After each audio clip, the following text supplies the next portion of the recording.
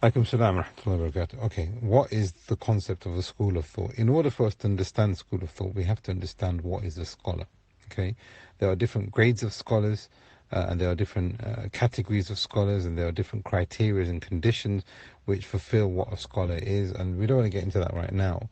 But the highest level of a scholar, a alim, a imam, or mujtahid, or sheikh, or whatever you want to call him, is where he has his own system of using the Quran, the Sunnah, and the evidences within the Sharia to formulate his own opinions. He doesn't follow anybody else's opinions. He is able to create his own opinions, and he's got a formula to do that for himself. Most of the scholars today, and it's not impossible that you don't get the highest level of scholars. I mean, it is possible that they will exist until Yawm al-Qiyam. However, most of the scholars today are not on that caliber. They are following the opinions of scholars who have come before, depending on formulas and usul and principles of scholars who have already laid them down from before. And what they are doing now, and again, there are grades within this, what they are doing now is formulating their own opinions based on a selection of usul and a selection of opinions that have already been concluded. Or a lower level, a lower level underneath that is where you would get a scholar of a madhab, and he is able to say, okay, this is the best view and the most correct view according to the evidences from my own madhab. And I mean, it trickles down, and like we have said, there are different calibers and there are different grades of scholars. There could be just a scholar who tells you, this is the view of the madhab, and I don't know the evidence for it, and I don't know whether that's the most correct and strongest opinion or not, but this is what the madhab says, and I follow the madhab. So there are different levels of scholars. Okay, so we have to understand that primarily. What is the school of thought then? A school of thought is where you've got the highest level of scholar, and he is known as a mujtahid mutlaq. Like we have said, he has got his own principles, he is forming his own opinions, etc. He is not depending on anyone else. People come to him and he answers. People come to him and he teaches. When these things, when these opinions and when this information has been recorded, a school of thought has now been created.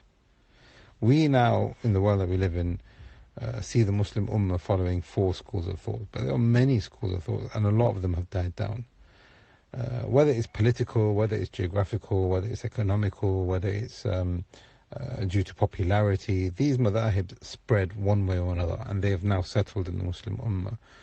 But in the earliest of generations, Abu Hanifa wasn't alive when the companions were alive.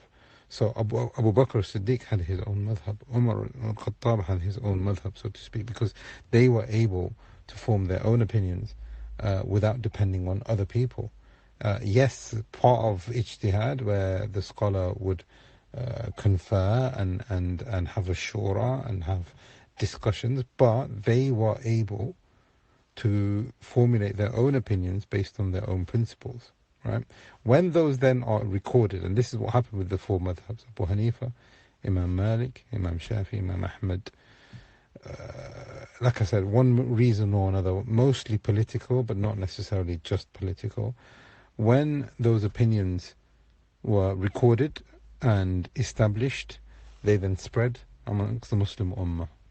And that's what a school of thought basically is. It's a collection of opinions and answers given to questions from a scholar who is of that highest level and caliber.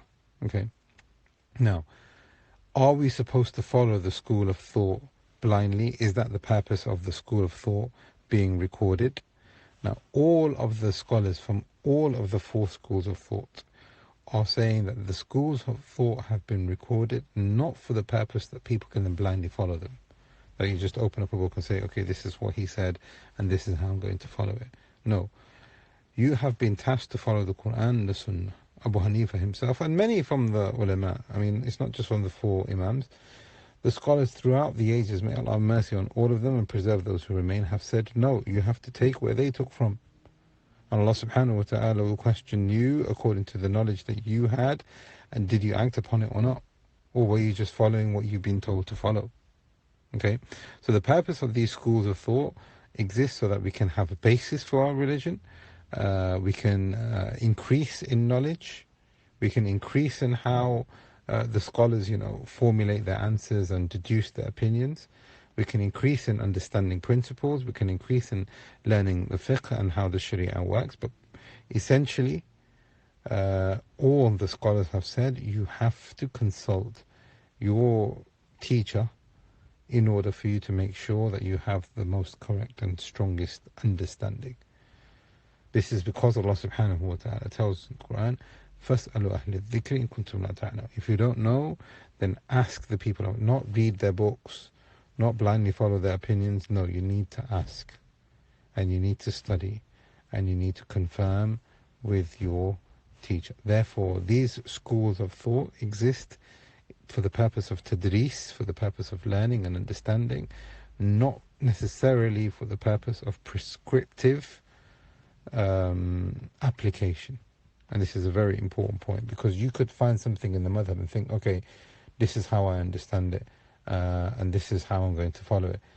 But it might not necessarily be correct for your particular situation. Maybe you've misunderstood it.